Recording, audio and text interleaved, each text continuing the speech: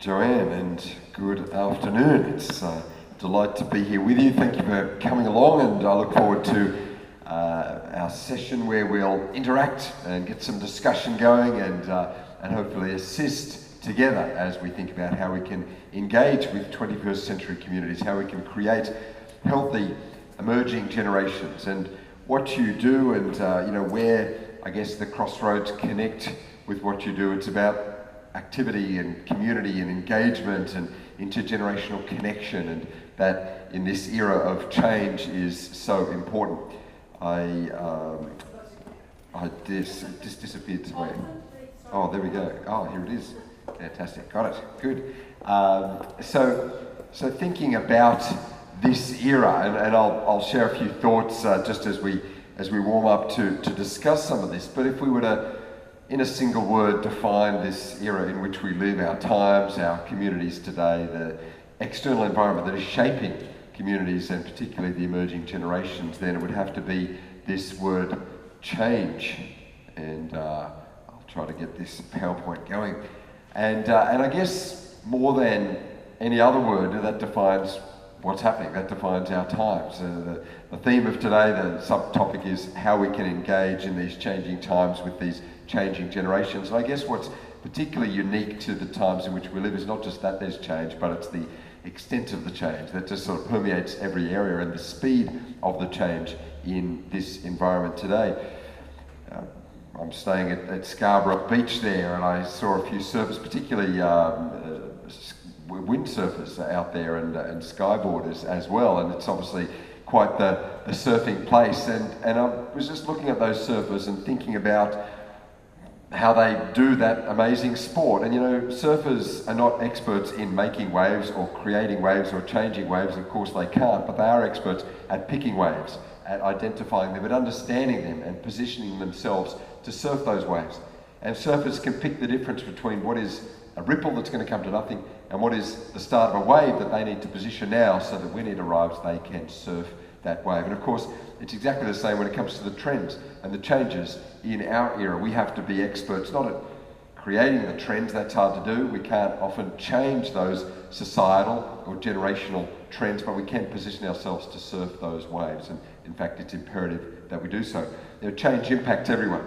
These waves of change impact all in our community, but as leaders, as influencers, we don't just get impacted by the change, but we indeed shape the future, the direction, by observing the trends, and so impact the future strongly.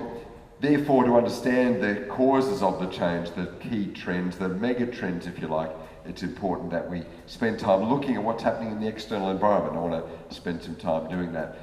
Clearly, we've got new technologies, we see economic changes, we see new generations, and all of these are transforming our time. But we know that we're living in times of great change because also we've got new words in our lexicon. And I was just looking up some dictionary websites to find what have been the words of the year for the last 5 years. And if you go back 5 years ago, the word of the year was tweet.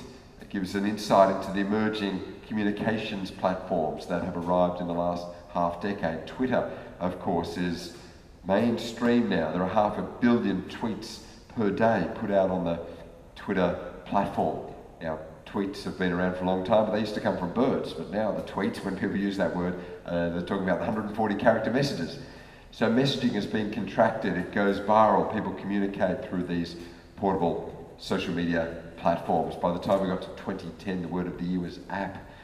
We didn't have apps prior to 2010 because we didn't have tablets prior to 2010, except the tablets we took with our meals, the medications. But now there's a word that's changed as well. Tablets mean those computers that don't have keyboards, those devices that we carry around. And a world of tablets and apps, a world of tweets and social media. The word of 2011 was the word cloud, and cloud computing is of course a phenomenon these days. We carry our information or the devices with us, but the information stored in the cloud. It's a very different world in which the children today are coming of age. The word of the year of 2012 wasn't even a word. That's how strange these times are. Hashtag was the word of 2012.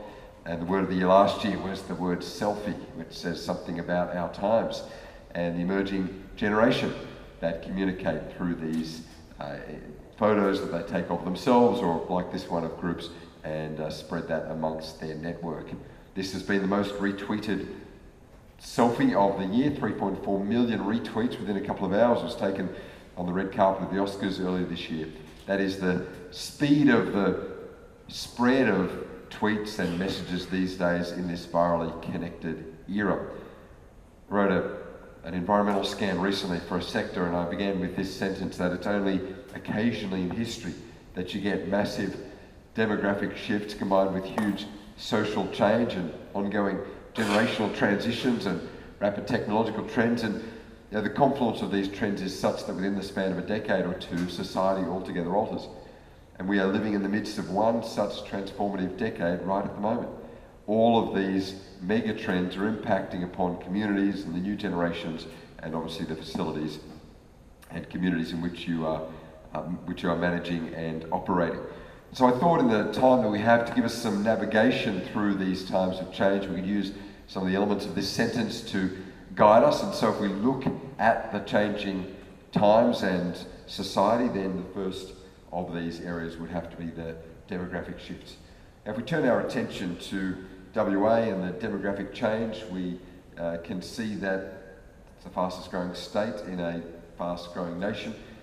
What defines Australia at the moment is that we are a big country demographically. I've taken the populations of all of these countries. It totals up 23 million. Australia is closing in on 24 million.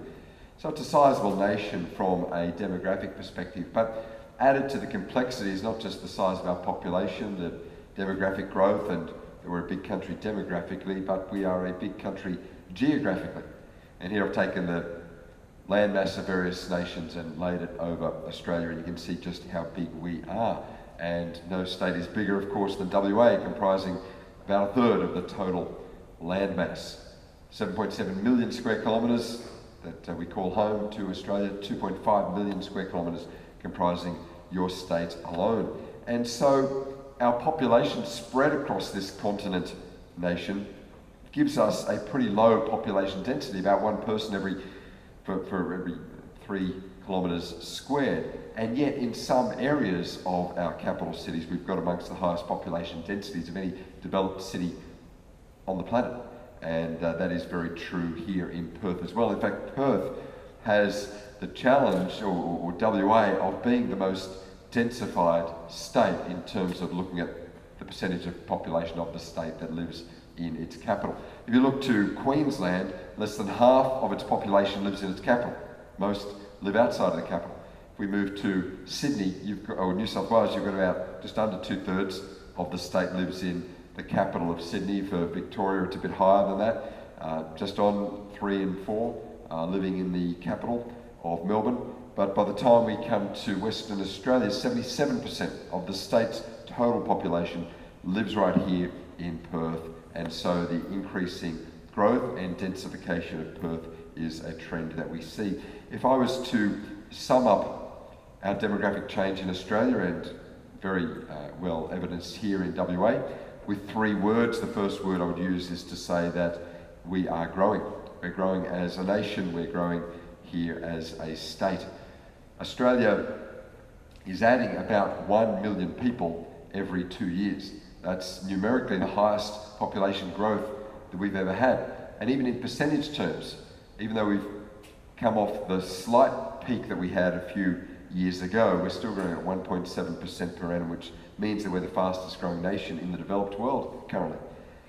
Now, a couple of years ago, WA was growing at twice the national population growth rate. It's slightly less than twice, but it's still significantly higher than any other population growth rate across Australia. If we put it in numerical terms, WA is growing right now by about 82,000 people per year. In the last year, Tasmania grew by about 1,000 people. So putting these two states into comparison, WA is growing by more people every 5 days than Tassie adds in an entire year. So you've got some pretty solid growth. Now, we won't get into a GST allocation debate based on this. We'll leave that for the politicians to argue out. We won't talk about how many senators you should have compared to, say, Tassie. We will also leave those debates to others. But you're the fastest growing state in the most densified capital based on that ratio form in the fastest growing nation in the developed world. That's pretty significant growth, and it's all happening right here. In fact, it was just this year that Perth was the 4th member of this illustrious 2 million club. Sydney got to 2 million as a population in 1959. Melbourne got there in 1975. It wasn't until just a few years ago that Brisbane got there, and this year Perth got to the 2 million mark.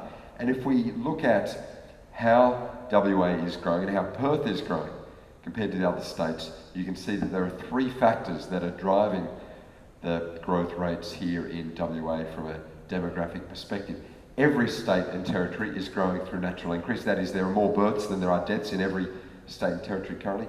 Every state is growing through a net overseas migration. There are more arrivals from overseas than there are departures to overseas in every state and territory. But only 3 states, as you can see, are growing here through the net interstate migration. That is, to have more people arriving from other states than are going to other states.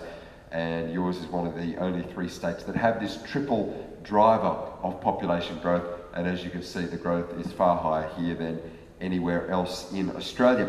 And at the moment, if you look at the Australian Bureau of Statistics forecasting data on population growth, at the moment, WA has been hitting, the last couple of years, coming very close to the assumptions of the A series forecast, the highball population forecast, which means that if that remains constant, the growth that we're seeing, then as you can see here, in about a decade's time, as a state, it'll hit the 3.7 mark, and as a city, will close in on 3 million people. So some pretty significant growth. It's obviously the city people want to be in, and it's the state that people want to live good lifestyle here. We were surveying Australians recently, just asking them what is unique about Australia, what sums up the lifestyle, what people love about this country. And I thought some of the quotes were quite telling. I like how Jacinta in Victoria put it, "Only in Australia can you call a complete stranger mate."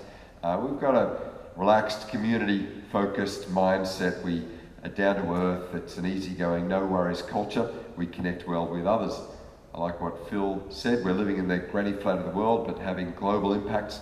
And that's true not just on the sporting arena now. Australia is having some impacts in terms of business and economy and politics, having just held the G20, of course.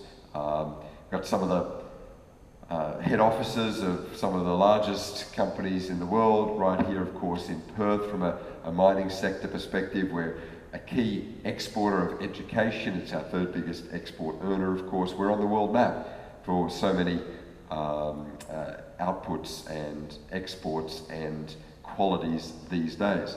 But there's still a bit of interstate rivalry. I like what Peter from Tregear Heights in Sydney said, waking up each day knowing I don't live in Melbourne lifts my mood on a daily basis, and I'm sure we can all agree with that particular statement here. Part of the challenge that this growth creates is more demand for housing than there is supply of housing, more demand for many goods and services than there is supply, and so it's actually become one of the most expensive places to live in as well. Now, the good news is that it's also the place that has the highest average full-time earnings when compared to the national average. Average weekly earnings in Perth is $1,459. WA as a state, average full-time weekly earnings $1,415, and Australia's average is $1,234. So earning more than other places, but costing more than other places to live. That's part of the challenge. So growing earnings, growing population, and growing costs of living as well. Thought I'd just get you involved at this point. We have been surveying Australians to find out how they go using some of the traditional Aussie language. I'm happy to say that more than half of the population have used or do use the phrase "no worries," and also "g'day" and "arvo" are used by more than half of the population. But when it comes to traditional Aussie rhyming slang, more than half of Generation Y, those aged in their 20s or into their early 30s, could not identify these 5 traditional Aussie rhyming slang terms. Now, I thought I'd just test you on these and see how you go. So if you're out there for a walk, one of your parks, and you see a Joe Blake, then you have seen? You've seen a snake, very good. What about if you have a Captain Cook? Okay, you have a look, that's good to see. And if you hit the Frog and Toad? Excellent, you hit the road. What about if you do the Harold Holt? You did the bolt, yeah. Only in Australia do we use an ex-Prime Minister's name for a term like doing the runner, but that's how it is, like I said, down-to-earth culture.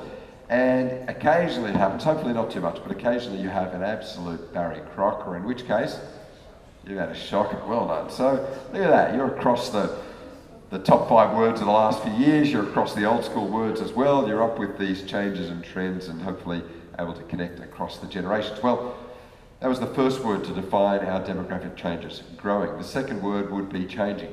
It's a state, a city, and indeed a nation that is changing. If we look at Australia's population growth, we see that 40% is coming through natural increase. In fact, we're setting new records there. There are record births at the moment. One of the key themes of Australia's demographic change is the ageing population. But don't forget that we've got more babies and children in Australia now than we've ever had before. The original baby boom, which created our largest generation, post-World War II, 1946 through to 1964, that began with 140,000 births in a single year, and we said that is a baby boom. And it got all the way up to 260,000 births in a single year, 1961, and then the numbers dropped away. Well, last year in Australia, we exceeded the very peak of that original baby boom by more than 50,000 births. 310,000 births in Australia last year. We'll exceed that number every year from here. So there is a bigger baby boom now, year on year, than even the very peak year of that original baby boom, which created our largest generation. The next generation to come will be larger than we've ever seen before. We're living longer, so the death rate is in decline, and yet the births, and so the births minus the deaths is higher than it's ever been. And yet that's only 2/5 of our population growth. 3/5 is coming through the net overseas migration. So it really shows how much we're changing from a cultural diversity perspective. I should just clarify, I was just talking about the death rate is declining. I should point out that's the standardised death rate. So we're living longer. Deaths per 1,000 people has been in decline. But unfortunately, the individualised death rate is unchanged at 100%. I can't do anything about that. I've looked at the figures, I've tried to manipulate the stats, but it always comes out at 100. So, but if it makes us feel better, the standardised death rate is in decline, and we're certainly living longer. But on the cultural diversity, on this change phenomenon, let's understand the population. If we take our total population, we've got about 1 in 4 of us that was born overseas nationally. 27%, in fact, of us was born overseas. However, if we look at the data in WA, it's closer to 30%. In fact, it's a little over 30% was born overseas. In fact, if we look at household diversity, which is a key measure of understanding the changes here, don't worry about country of birth of individual, have a look at country of birth of parent, because that, even if someone was Australian born but mum or dad was born overseas, then that's going to shape language spoken at home and cultural identity and practices, priorities, values. If we look at across Australia, all households that have one or both parents born overseas, we're at 46% of all households. But if we look at the data here in Perth, we're at 60% of all households have one or both parents born overseas. Very culturally diverse, most culturally diverse state in the nation. And if we look at the visa categories on which people are coming to make life here in Australia, you can see that it's largely a skilled visa program, almost 2/3 coming to work, to get a job, to connect, to start families and raise those children here. In fact, breaking down the cultural diversity so we can understand our communities that you're connecting with in a little bit more detail. Here we've got the top countries by birth, and so as you can see, just over 40% of the total Perth population was born overseas, compared to Australia, where it's closer to 30%, as you can see. The Brits are punching above their weight here in WA. It's sort of party central for those from the UK. More New Zealanders than you see in the rest of Australia. South Africans, those from India and Malaysia as well, higher represented here than the national average.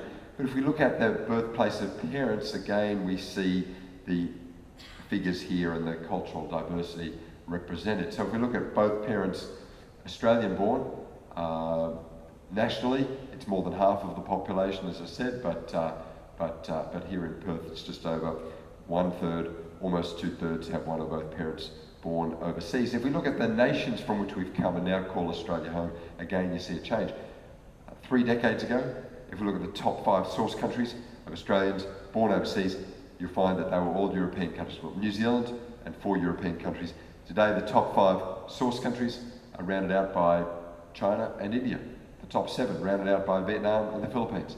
So we're actually more connected to our part of the world. We're more connected to Asia, which is where 60% of the world's population lives. Where we're connected geographically, where we're connected now through our population, and of course in this Asian century, that is great opportunities for us to connect with that part of the world. And we're a global nation, particularly with an emerging global generation that are more culturally diverse and more connected to other parts of the world than we've seen in the past. I think the global nature of things here is well represented by social media and how it knows no boundaries and people connect with what's happening right around the world. I looked up memes of the year for the last 5 years. A meme is an online theme that sort of goes viral and keep seeing it pop up on your social media feed. Oh, that thing again, everyone's talking about that thing. And the very first online global meme was in 2010. And you might remember it, it was photo bombing. Remember when you heard the term? And it was all begun by this squirrel. This was one of the first photobomb photos put online, back before the selfie, when you set up the camera with the timer, and the squirrel jumped in the way, and the couple said, hey, our photo's been bombed, and they put it online, and people thought that was a pretty cool thing, and so other people started then looking through their old holiday photos, looking for things they'd never noticed before, and they thought that was pretty cool, and put those photos up, and this whole thing went global and viral in a short period of time. By the time we got to 2011, the meme of the year was planking. You remember that one? Seems like a long time ago. It was only a few years ago. People would lie like a plank and get a photo taken. And I was trying to find the cause of that. How did someone even come up with that crazy idea? And my current theory is that it was an accident. It was something that happened and people thought, that's a pretty cool thing, I'm going to try that out. And that went global. By the time we got to 2012, you might remember Gangnam Style. That's a bit tedious, a bit of a boring thing. It seems like it was a long time ago, just 2 years ago. But look at, if you look at the numbers on that, it's had more than 2 billion views, which means that almost 1 in 3 people on the face of the planet has watched this South Korean pop star with his crazy dance video on YouTube. That's a globally connected world. The meme of last year was the Harlem Shake. It's had hundreds of millions of views. But if you haven't seen it, don't worry, because it's 2013. We've all moved on. It's old school. It's not going to do you any benefit by looking at it because we're in 2014 now. Does anyone want to have a guess at what they think the meme of this year has been so far? What's just sort of gone viral? I heard a few people say it. I agree with you. Ice Bucket Challenge. It's been a bit of a phenomenon, hasn't it? And the third thing I would say demographically, apart from the fact that we're growing in so many areas, we're changing, we're more diverse, we're more globally connected, is that we are aging, and responding to the age diversity in our communities is important as well. Now, the age profile is a good way of giving us an assessment as to how our population is changing. So if we go back 3 decades, the population profile looked like that. And it used to be called the population pyramid for obvious reasons. Pyramid shape, more younger people. And as you move up through the age groups, fewer older people at the top. That was 3 decades ago. This is how we look today. So you're starting to see a change in the shape, becoming more rectangular. In fact, if we wind the clock forward another 3 decades, based on the ABS data here, we will look like that. The pyramid shape is gone, we've become slightly inverted. In fact, by 2044, there will be more people aged over 60 than aged under 20 for the first time in our history. An inverted population pyramid. Now, it's a good news story. It means we're living longer, it means people are active later, they're younger longer. The age is just a number. People are down aging, they're younger than their years would suggest. But it does mean that we've got more age groups in our community that we're connecting with. We've got to think about the aging of the population and what that requires by way of accessibility, by way of community facility. We've got, along with an aging population, policy changes towards aging in place. So we're going to have more older people and more older people in our community rather than in a dedicated aged care or retirement facility. And so I think it is important from a public space perspective, from a town planning and parks and recreation perspective, to think about the ageing of the population. Now, a good measure of the age of the population is to look at the midpoint in the population, the median age. That's the point at which half the population is younger and half is older. And if we go back 3 decades ago, the median age had only just tipped out of the 20s. In Australia, it was 30 years of age. Today, our median age takes us to the late 30s. And in 3 decades' time, the average age of an Australian will be 40 years of age. That's the curve on which we currently find ourselves. But let me again highlight it's a good news story. You know, the pension age for males hasn't changed in 105 years. It was 1909 that the age pension was introduced. Now, there's been a lot of talk this year in the budget about the change to the retirement age and the like, but it hasn't yet changed. And I looked up some of the data on that. I mean, it was great news that you get the pension in 1909 at age 65. I was focused in on some males there, because mainly it was males that were working and were granted the pension back then. And so a male, I looked up the life expectancy in 1909 for a male, right? They're looking forward to getting the pension at age 65. Average life expectancy in that year was 57. And so unfortunately, no one lived long enough to get the pension.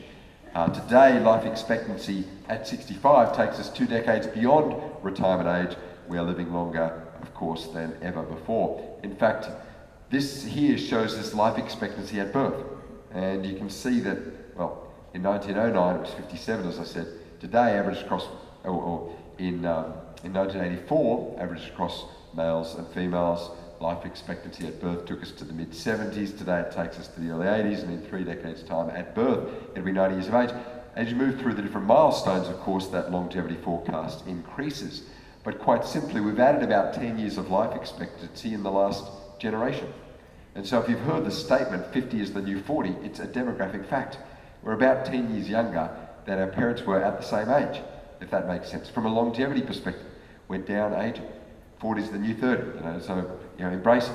30 is the new 20, although I haven't heard anyone say 20 is the new 10, so at some point that metaphor breaks down, but you get the point that we're living longer, younger longer than ever before, and more active later in life. So our community facilities, the shared spaces are being shared by more age groups, more generations, and longer than we have had that shared in the past. Therefore, responding to the new community that is growing and changing and aging, where there's more age diversity, more cultural diversity, and more growth, is important to be relevant into the future. Now, we've got to, in this time of longevity forecasts, make sure that while the length of life is increasing, we've got to make sure that the quality of that life is maintained. You've probably heard the statement that this is the first generation of children who won't live long as their parents. Well, it's a myth, it's not actually a fact.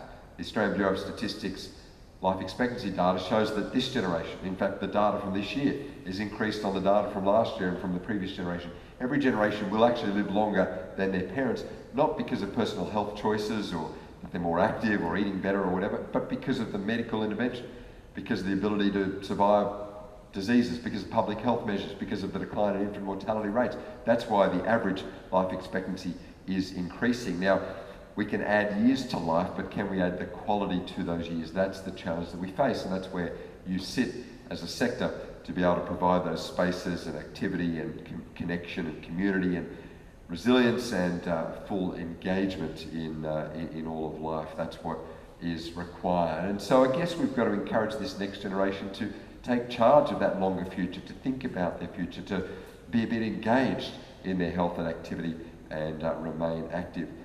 We've got to get rid of this sort of attitude where, it's my job to paint the line, not to stop and remove fallen tree branches. And it's about ensuring that we get a generation to really take charge of their own futures and those around them.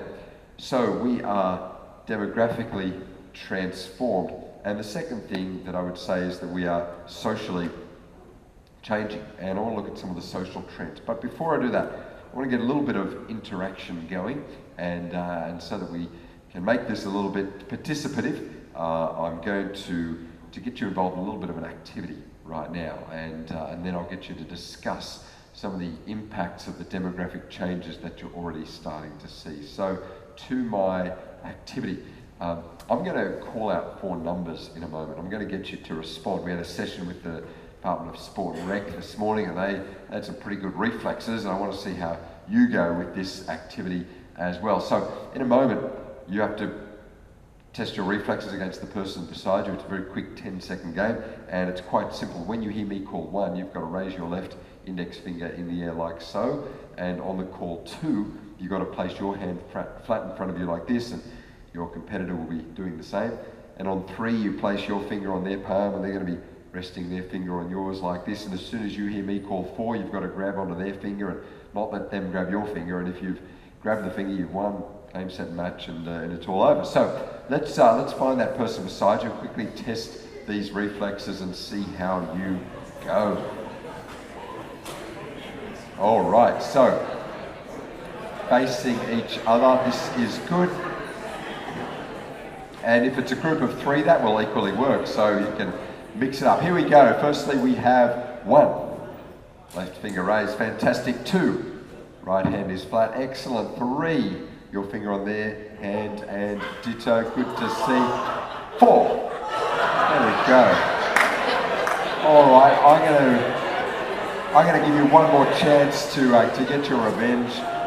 So here we go, last opportunity, and we have 1, 2, 3, 4. All right, well done. Good stuff.